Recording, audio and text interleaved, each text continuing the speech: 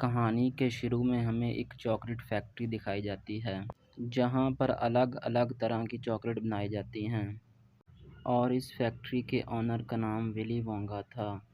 ولی وونگا randomly 5 chocolates کے packet میں گولڈن ٹکٹ کو چھپا دیتا تھا اور سبھی چاکلیٹس کو پوری دنیا میں سپلائی کرنے کے لیے بھیج دیا جاتا تھا۔ اب جس کو بھی وہ گولڈن ٹکٹ ملیں گی اس کو خاص قسم کا انعام دیا جائے گا۔ اس کے بعد سینشف ایک چھوٹے بچے کے پاس جاتا ہے جس کا نام چارلی ہوتا ہے، اور چارلی کی فیملی اتنی غریب تھی کہ ان کی فائنینشلی کنڈیشن کافی خراب تھی۔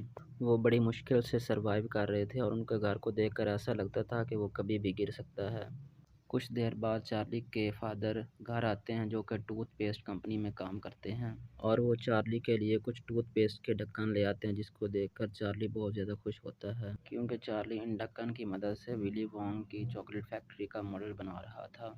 تب یہ دیکھ کر چارلی کے دادا اس کو یہ بتاتے ہیں کہ پہلے میں بھی ولی وونگ کی چاکلیٹ فیکٹری میں کام کرتا تھا۔ آج سے 15 سال پہلے ولی وونگ نے پوری دنیا میں سب سے بڑی چاکلیٹ فیکٹری بنائی، یعنی دنیا کی بڑی سے بڑی فیکٹری سے وہ 60 گنا بڑی تھی۔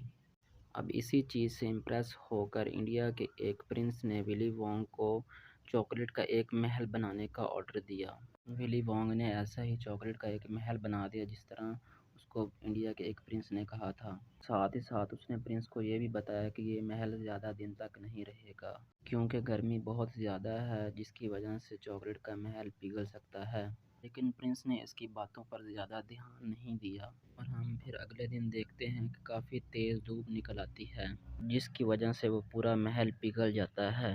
پھر ولی وونگا جب اپنی فیکٹری میں واپس آتا ہے تو اس کو پتہ چلتا ہے اس کی فیکٹری میں ایک جاسوس گھس آیا ہے۔ اس جاسوس کو کسی دوسری فیکٹری کے آنرز نے بھیجا ہے تاکہ وہ ولی وونگا کی سیکرٹ ریسیپی کو چوری کر سکے جس کے ذریعے وہ چاکلیٹ بناتے ہیں۔ اس طرح اس جاسوس کی مدد سے وہ فیکٹریز کے آنر اس چیز میں کامیاب ہو جاتے ہیں، اور اگلے دن سبھی کمپنیاں ولی وونگا کی چاکلیٹ ریسیپی کو چوری کر کے اس کی مشہور اور اچھی ریسیپی بنا کر اس کو سیل کرنا شروع کر دیتی ہیں۔ ولی وونگا کو اس بات پر کافی دکھ ہوتا ہے اور ساتھ ہی ساتھ اسے بہت بڑا شوق لگتا ہے۔ وہ بغیر وجہ بتائے اپنے سارے سٹاف کو نوکری سے نکال دیتا ہے اور غصے میں آ کر فیکٹری بند کر دیتا ہے۔ پھر کچھ سالوں کے بعد ولی وونگا اپنی فیکٹری کو دوبارہ اوپن کرتا ہے۔ بھابی ولی وونگا وہی کرتا ہے جس طرح اس نے مووی کے سٹارٹ میں کیا تھا، یعنی وہ 5 چاکلیٹ میں گولڈن ٹکٹس رکھ دیتا ہے اور پھر اعلان کیا جاتا ہے کہ جن 5 بچوں کو یہ گولڈن ٹکٹس ملیں گی ان میں سے ایک بچے کو خاص انعام دیا جائے گا۔ اب پوری دنیا میں اس چاکلیٹ کو خریدنے کے لیے بھیڑ بن جاتی ہے، اور ادھر ہم دیکھتے ہیں چارلی کو جس کا آج برتھ ڈے ہے، جس کی وجہ سے چارلی کی فیملی چارلی کے لیے ولی وونگا چاکلیٹس کو خریدنے کا فیصلہ کرتی ہے، اس امید سے کہ شاید اس چاکلیٹ میں گولڈن ٹکٹ نکل آئے جس سے ان کو وہ خاص تحفہ ملے اور ان کی زندگی کچھ آسان ہو جائے۔ ان گولڈن ٹکٹ میں سے پہلی گولڈن ٹکٹ جس بچے کی نکلتی ہے وہ بچہ بہت موٹا ہوتا ہے۔ دوسرا ٹکٹ جس بچی کا نکلتا ہے اس بچی کی فیملی کافی امیر ہوتی ہے۔ یہاں ہمیں پتہ چلتا ہے کہ یہ بچی کافی ضدی ہوتی ہے، اور اس کی ضد کی وجہ سے اس کے فادر نے اپنے سٹاف سے ولی وونگا چاکلیٹ کے ہزاروں پیکٹس اوپن کروائے، اور تبھی ان میں سے ایک میں سے گولڈن ٹکٹ نکلا تھا۔ چارلی کے پیرنٹس بھی چارلی کے لیے ایک ولی وونگا چاکلیٹ لے کر آتے ہیں، اور تبھی بڑی امید سے چارلی اس چاکلیٹ کو اوپن کرتا ہے، لیکن اس چاکلیٹ میں سے کوئی گولڈن ٹکٹ نہیں نکلتی۔ چارلی اس بات سے کافی ڈس اپوائنٹڈ ہو جاتا ہے، لیکن وہ اپنا دکھ کسی کو بتاتا نہیں بلکہ وہ اس چاکلیٹ کو اپنی پوری فیملی کے ساتھ شیئر کر کے کھاتا ہے اور کافی انجوائے کرتا ہے۔ تیسری گولڈن ٹکٹ اس بچی کی نکلتی ہے جو اپنے اسکول کی چیمپئن ہوتی ہے، ساتھ اس نے ایک ورلڈ ریکارڈ بھی بنایا ہوتا ہے۔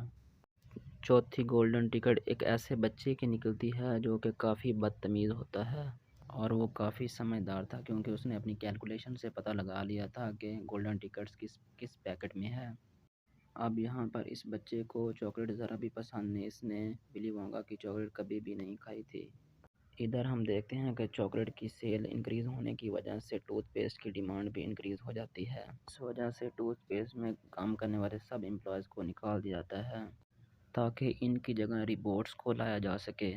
چارلی کے گھر میں صرف اس کا فادر ہی کمانے والا تھا، لیکن یہ ذریعہ بھی اب ختم ہو جاتا ہے۔